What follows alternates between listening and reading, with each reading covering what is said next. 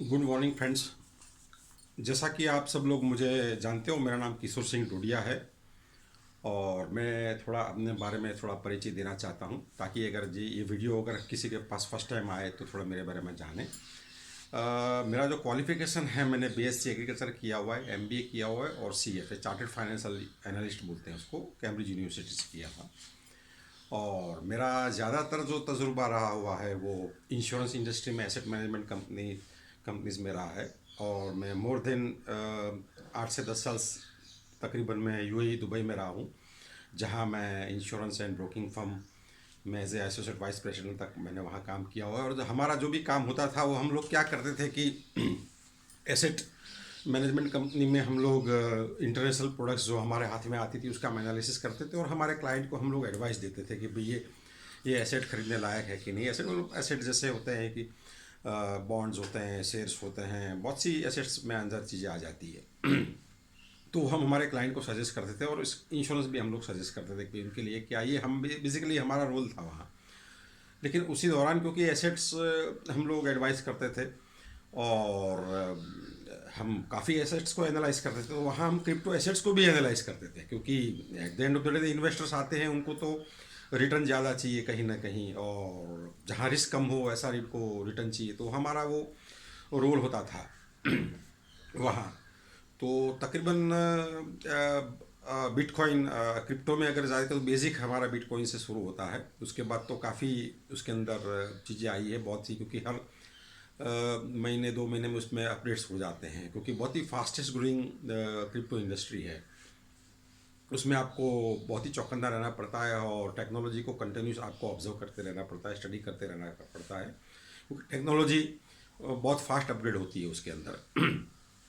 तो जब बिटकॉइन मोटा मोटा जैसे मानो $1200-1300 के आसपास हुआ होगा, उसी से हमारी निगरानी थी, और वहीं से हम उसको स्टडी करते आते थे कि भाई क्रिप्टो कैसे वर्क करता है, ब्लॉकचेन कैसे काम करता है, स्मार्ट कॉन्ट्रैक्ट कैसे वर्क करता है, लिक्विडिटी पूल क्या होता है, इस चीज़ों का हम लोग स्टडी करते थे और कुछ एडवाइस देते थे। और एडवाइस में हम हमेशा स्ट्रिक्ट मार्क रखते थे, भाई हमारी ये एडवाइस है, लेकिन हर एक इंसान को अपना अपना ड्यू डिलीजेंस अपना सोच के ही करना, रिस्क अपने कंधों पे लेके चलना होता है। हमारा काम तो मात्र उनको चीज़ों को समझाना होता है, और ये हमारा काम था वहाँ। और हमारा भी उसके अंदर कुछ इन्वेस्टमेंट था। ऐसा नहीं कि हम एडवाइस देते हैं तो हम ऐसा एडवाइस नहीं देते हैं कि हम खुद उसमें इन्वेस्ट नहीं करते हैं और बाकी लोगों को एडवाइस देते हैं। मतलब जो हमारी कैपेसिटी है इन्वेस्ट करने की, वो हम इन्वेस्ट करते थे उसके अंदर। कोई भी अच्छा प्रोजेक्ट है, और कुछ क्रिप्टो में आईसीओस को हमने भी प्रमोट करा था दुबई के अंदर। लेकिन आफ्टर 2020 मुझे इंडिया आना हुआ, कोरोना जैसी सिचुएशन क्रिएट हो गई, और फिर ज़्यादातर फिर फैमिली चैलेंजेस की वजह से मुझे इंडिया में मैंने मेरा बिज़नेस सेटअप किया। और क्योंकि मेरा नेटवर्क मार्केटिंग और मल्टी लेवल का बहुत गहरा अनुभव था, 15-20 साल से ज़्यादा अनुभव था मेरा, और मैंने प्रोडक्ट बेस्ड कंपनी में ज़्यादातर काम करा था, तो उसमें मैंने इंडिया में कुछ काम शुरू करा था। और उसी दौरान बहुत से, क्योंकि हम नेटवर्क करके लोग हैं, नेटवर्किंग में लोगों के संपर्क में आते हैं, वर्चुअली संपर्क में आते हैं, फिजिकली लोग मुझे क्रिप्टो के प्रोजेक्ट्स भी अलग अलग बताते थे। लेकिन मैंने कभी भी इंडिया में क्रिप्टो को प्रमोट नहीं किया, और नहीं प्रमोट करने की वजह यही थी कि ज़्यादातर जो लोग मुझे प्रमोट करते थे उनको या तो पूरा नॉलेज नहीं था या आधा नॉलेज होता था। और इंडिया में बहुत से प्रोजेक्ट ऐसे आए, मैं खुद ही देख रहा था, क्योंकि मैं तो हर प्रोजेक्ट तो स्टडी करता था, तो बहुत सा वो प्रोजेक्ट देखने से पता चल जाता था कि ये आगे आके फ्रॉड होना है। क्योंकि ज़्यादातर प्रोजेक्ट्स का मॉडस ऑपरेंडी ये होता है कि वो लोगों को ऐसे समझाते हैं कि भाई ये स्मार्ट कॉन्ट्रैक्ट है, ये है, वो है, ट्रांसपेरेंसी है, यहाँ कोई एडमिन नहीं है, गवर्नमेंट नहीं है, कुछ भी, वो सब बातें तो ठीक है। वो होता है, और बताते हैं कि भाई इसका रेट अभी, मैं एक एग्जांपल तौर पर दे रहा हूँ कि इसका रेट अभी $1 है, और 4-6 महीने 12 महीने के बाद उसका 20-50-100 डॉलर, कुछ भी मतलब जो मन में आए वो बोल देते थे, और उनको खुद को पता नहीं कि कैसे उसका, उसके पीछे का लॉजिक क्या, वो उनको खुद को भी पता नहीं है। बस वो बिटकॉइन बढ़ गया तो ये भी बढ़ जाएगा। तो ऐसे करके लोग अपना अपना बिजनेस यहाँ प्रमोट करते थे, और कुछ ROI प्रोजेक्ट, कुछ ये वो, इधर उधर बहुत सी चीज़ें चलती थी। लेकिन मैं उन सब लोगों को, जहाँ मुझे मिलता था मैं साफ मना कर देता, और सब लोगों को कहता था यहाँ फ्रॉड होना है, और ज़्यादातर वही हुआ है। 80% कंपनी ने स्पेशली टोकन्स में फ्रॉड कर दिया लोगों ने, क्योंकि ज़्यादातर क्रिएटर्स या ग्रुप ऑफ क्रिएटर्स क्या करते हैं, 80 से 90% टोकन्स अपने हाथ में रखते हैं, और बाकी 10% टोकन कुछ मार्केटिंग ये वो इधर उधर करके वो लोग अपना टोकन का रेट एक्सचेंज में आर्टिफिशियली, ज़्यादातर सेंट्रलाइज एक्सचेंज में वो होते हैं, तो लोगों को ये भी यहाँ नहीं पता होता है कि सेंट्रलाइज एक्सचेंज क्या होता है, डिसेंट्रलाइज एक्सचेंज क्या होता है। उनको भी ये मानते हैं कि ये सब ट्रांसपेरेंट है, तो वहाँ भी बहुत खतरा होता है सेंट्रलाइज एक्सचेंज में, क्योंकि सेंट्रलाइज एक्सचेंज में अगर आप समझोगे तो आपका जो भी एसेट है आपका वहाँ पड़ा रहेगा, तो वहाँ भी खतरा है। हो सकता है वहाँ वो एक्सचेंज अगर बंद हो गया तो आपका सारी चीज़ चली गई। वो जैसे कोई बैंक बंद हो जाता है, जैसे कोऑपरेटिव बैंक बंद हो जाती है और आपका कोऑपरेटिव बैंक में आपकी एफडी पड़ी है, तो फिर वो तो हाथ खड़े कर देते हैं बैंक वाले। वही चीज़ सेंट्रलाइज एक्सचेंज का वही हाल होता है। कोई वजह से अगर बंद भी हो गया तो कुछ भी हो गया तो आपका, तो यहाँ लोगों को ये भी नहीं पता है वो है, उसमें भी ये लोग बोलते हैं कि ये भी ट्रांसपेरेंट वो है, ठीक है, वो अपना अपना नॉलेज जो भी है। तो ज़्यादातर यहाँ क्रिएटर और ग्रुप क्रिएटर्स जो होते हैं बाहर से, और क्योंकि दुबई में तो ये सारी चीज़ वहीं बनती है, दुबई सिंगापुर वो सारी कंट्रीज़ में घूम के आए हूँ, वहीं सब चीज़ें हो रही है। और क्या उसका पहले से तय होता है कि इसको क्या करना होता है, वो लोग पहले से डिसाइड कर देते हैं कि भाई मार्केट में एक्सचेंज में आर्टिफिशियल हाइप क्रिएट करके इसका 10-15 गुना रेट एक बार बढ़ा के और बाकी पब्लिक को माल फेंक के वो लोग भाग जाते हैं, या प्रोजेक्ट बंद करके भागना क्या उसके अंदर, वो कुछ नहीं है, फिर वो अपना माल बेच के कोई दूसरी जगह चले जाते हैं। ये सारी चीज़ें नॉर्मली यहाँ चलती रहती है। और इसी दौरान क्योंकि लोग मेरे को हमको मिलते रहते हैं, इसी दौरान हमारे पास एक अच्छा प्रोजेक्ट इसलिए क्योंकि एक ऐप जेट करके हमारे हाथ में एक प्रोजेक्ट आया स्टडी करने के लिए। उन्होंने एक्चुअली बेसिकली उन्होंने स्टडी करने के लिए मेरे को भेजा था, क्योंकि लोग मेरे को कभी कभार भेजते हैं कि सर ये प्रोजेक्ट में आप थोड़ा स्टडी करिए, और जो हमारा नॉलेज जो भी थोड़ा तजुर्बा है उसमें हम लोग कुछ एडवाइस देने की कोशिश करते हैं। वो एडवाइस फिर उनको माननी ना माननी वो उनके हाथ पर होता है। तो इसमें एक चीज़ खास देखी जाती है कि नॉर्मली ये जो पूरा खेल चलता है ना, ये 3-4 पैरामीटर्स पे खेल चलता है। एक तो law of demand and supply का खेल होता है। Law of demand and supply क्या कहता है कि भाई कोई चीज़ का सप्लाई आप एकदम से बढ़ा दोगा तो डिमांड डाउन चली जाएगी, मतलब रेट डाउन हो जाएगा, और अगर डिमांड आपने बढ़ा दी तो उसका रेट बढ़ेगा। तो ये बैलेंस इंपॉर्टेंट, उसको लॉ ऑफ इकोनॉमिक्स प्रिंसिपल में law of demand and supply बोलते हैं। तो हमें टोकन का इकोनॉमिक्स देखना पड़ता है, उसे टोकोनॉमिक्स कहते हैं। तो ये जो एबजेट का प्रोजेक्ट हमारे हाथ में आया, उसमें हमने पूरा स्टडी किया कि भाई टोकोनॉमिक्स उसका क्या है, कैसे वर्क करता है, क्योंकि ये चीज़ समझना बहुत ज़रूरी होती है। लोगों को ये चीज़ कम उसमें इतना उतरते हैं लोग, तो लोग ज़्यादातर क्या है कि यहाँ एक दूसरे की बातें बिना स्टडी किए मान के काम करते रहते हैं। तो सबसे पहले तो उन्होंने ये पैरामीटर को कंट्रोल कर दिया कि भाई उन्होंने सप्लाई साइड मात्र 1,10,000 कॉइन, प्री मिंटेड कॉइन बोलते हैं उसमें, तो ऑलरेडी उन्होंने प्री माइंड कॉइन रेडी करके रखा है। कॉइन में भी अलग अलग प्रकार से होते हैं, प्री माइंड होता है, माइनिंग कॉइन्स होते हैं, proof of work, proof of stakes, ये सब टेक्निकल चीज़ में मैं नहीं जाऊँगा, अलग अलग चीज़ में। ये तो बहुत ही डीप सब्जेक्ट, गहरा सब्जेक्ट, उसके लिए आपको 7-8-10 साल जैसे हमने लगाए, उसके अंदर कम से कम आपको 7-8-10 साल तो नहीं, लेकिन 6-7 महीना तो लगाना पड़ेगा ये सब स्टडी करने के लिए। लेकिन मैं एक आम लोग जो चीज़ समझ सकते हैं उन्हीं के लैंग्वेज में मैं समझाने की कोशिश करता हूँ कि डिमांड सप्लाई का प्रिंसिपल क्या काम करता है। कि कोई चीज़ की अगर आपने डिमांड बढ़ा दी तो रेट बढ़ेगा, सप्लाई बढ़ा दी तो रेट कम हो जाएगा। ये सिंपल सा फंडा है, और ये इकोनॉमिक का प्रिंसिपल हर प्रोडक्ट पे, हर वर्ल्ड के हर एक प्रोडक्ट में चलता रहता है, और इसी को बैलेंस करना होता है कोई भी चीज़ का। अगर हमारा पैसे का अगर सप्लाई बढ़ गया तो पैसे का वैल्यू डाउन हो जाएगा, पैसे का डिमांड बढ़ेगा तो पैसे का वैल्यू बढ़ेगा। ये डॉलर पैसे की बात कर रहा हूँ, जैसे हम कभी कभी सुनते हैं कि भाई हमारा पैसा इतना गिर गया, डॉलर इतना बढ़ गया, वो डिमांड सप्लाई का खेल है वर्ल्ड वाइड, वो जियो पॉलिटिकल खेल है। लेकिन हम आ जाते हैं वापस हमारे क्रिप्टो टॉपिक पर। तो एब्जेक्टनेस क्रिएटर जो है, वो क्रिएटर भी खुल के सामने आकर बात करते हैं। देखो लोग ऐसे बताते हैं कि भाई इसके पीछे कोई एमडी नहीं होता है, कुछ नहीं, ऐसा कुछ नहीं है। उसके पीछे क्रिएटर्स तो होते हैं, कोई किसी ने तो ये प्रोजेक्ट बनाया हुआ है ना। तो ये बेवकूफ़ी वाले बात, कभी कभी कोई हमको प्रोजेक्ट लेके आते हैं, मैं नाम तो खुल के दे सकता हूँ, ये फोर्स चार्ज बोलो, मेटाफोर्स बोलो, ये सब बोलो, लेके आते हैं यहाँ कोई एमडी नहीं है, कोई एडमिन नहीं है, कोई ये नहीं है, फलाना नहीं है, ढिमका नहीं, वो सब गलत बात है। इसके पीछे लोग होते हैं, उसके पीछे क्रिएटर्स होते हैं जिन्होंने ये स्मार्ट कॉन्ट्रैक्ट बनाया हुआ था, जिसपे कोडिंग करी होती है। तो ये सब बातें नहीं होती है कि भाई इसके पीछे कोई नहीं होता है, कोई ना कोई होता है। तो ओनली थिंग वो आपको ब्लॉकचेन में वो डाल देते हैं ताकि आप उसका ट्रांजेक्शन देख सकते हो, उससे ज़्यादा आपके पास कुछ आप कुछ नहीं कर सकते उसके अंदर। तो वो स्मार्ट कॉन्ट्रैक्ट भी वो चेंज कर सकते हैं, कोडिंग उनके हाथ में होती है। तो फ्यूचर में वो लोग ये मत सोचो कि वो स्मार्ट कॉन्ट्रैक्ट चेंज नहीं कर सकते, वो अपना स्मार्ट कॉन्ट्रैक्ट चेंज कर देते हैं, और इसे ऐसे ही वो फ्रॉड करते हैं ज़्यादातर। तो एब्जेक्ट के जो क्रिएटर हैं मिस्टर मैंग, वो वो खुलकर सामने आके अपनी बातें करते हैं, मतलब हमको फेस पता है कि इसके पीछे कौन लोग हैं। तो वहाँ एक रिस्क कम हो जाता है। देखो मैं आपको रिस्क एनालिसिस करके बताता हूँ कि कहाँ कहाँ हमारा रिस्क है और वहाँ कम कम। देखो एक तो डिमांड सप्लाई का रिस्क हमारा कम हो गया क्योंकि उन्होंने अनलिमिटेड कॉइन्स मिंट नहीं करे हैं, तो कंट्रोल रखा है सब। दूसरा होता है कि भाई कॉइन आपने बना तो दिए लेकिन कॉइन का कंट्रोल किसके हाथ में है, तो वो भी तो देखना पड़ेगा ना।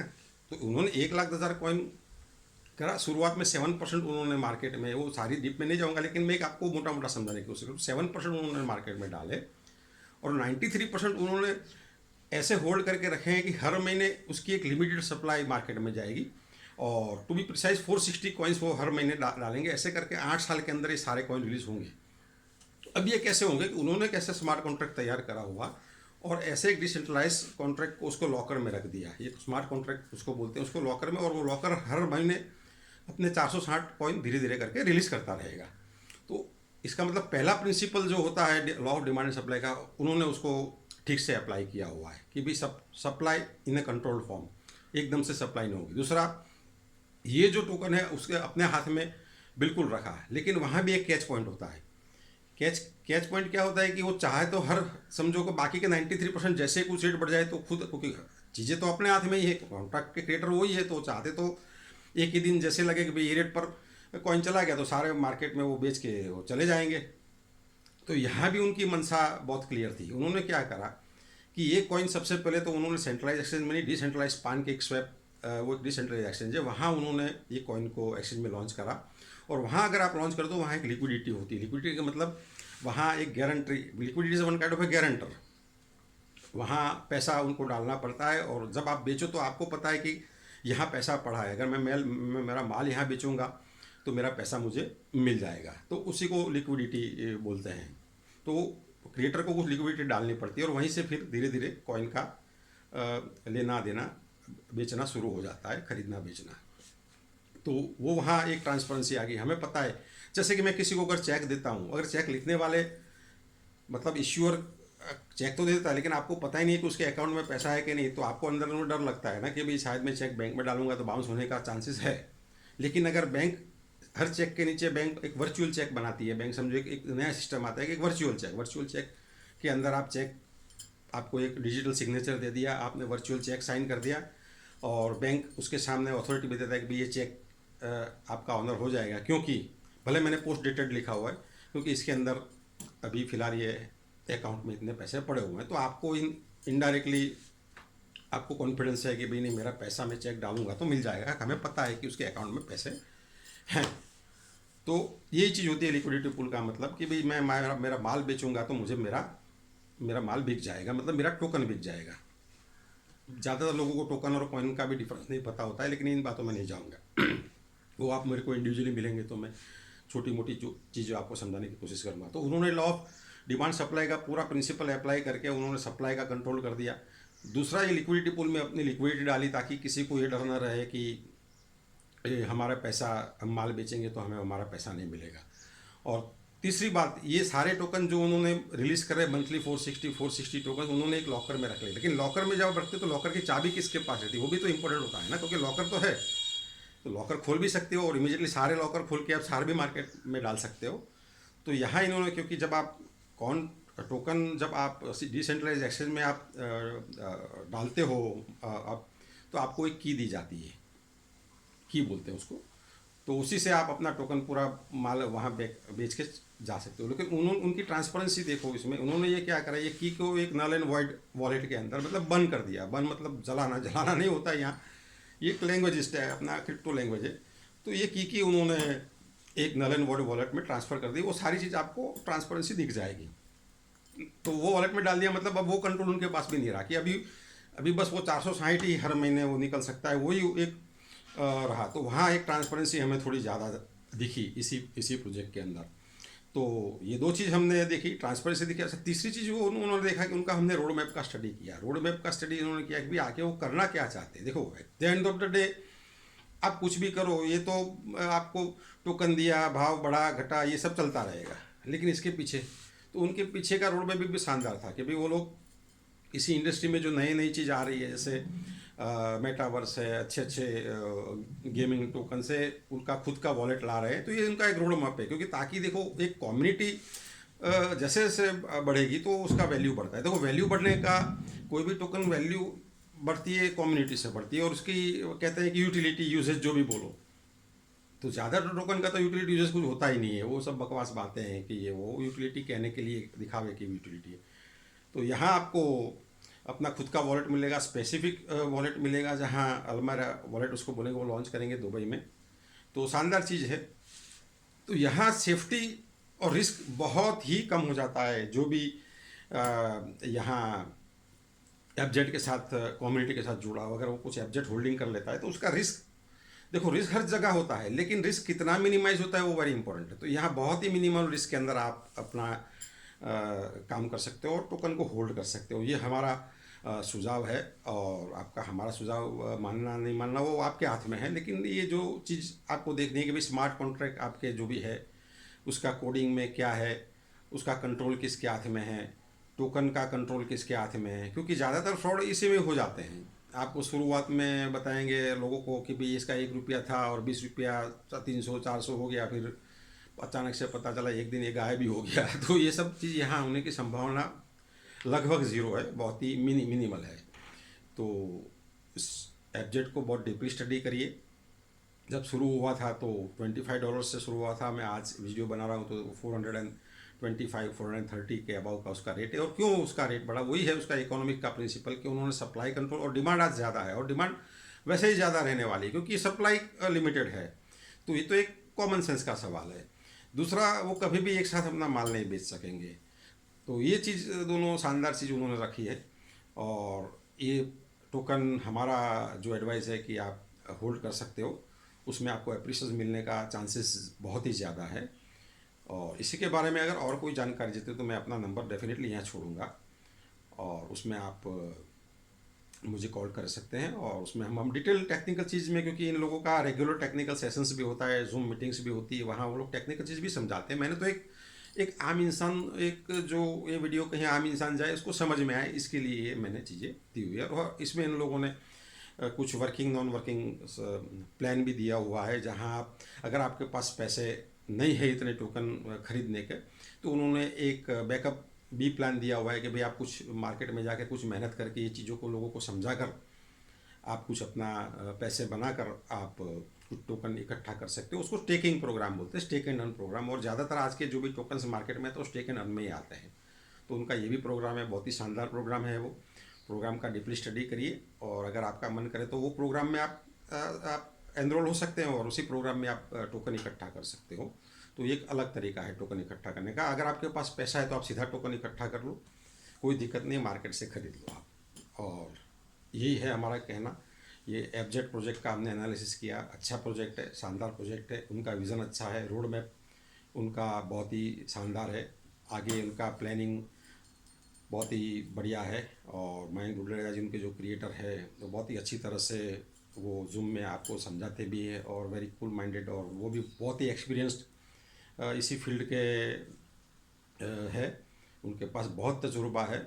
और हम लोग वेरी लकी है कि भाई उन्होंने एक Indian, as an Indian I feel proud कि भाई, क्योंकि ज़्यादातर तो फॉरेन की कंपनियां ये सब बना के लोगों को इंडिया में बेवकूफ़ बना के पैसा ले जाती है, लेकिन आज हमारे एक Indian, as a proud Indian I feel कि भी एक अच्छा प्रोजेक्ट इंडियन, एक हमारे भारतीय बंदे ने बनाया हुआ है।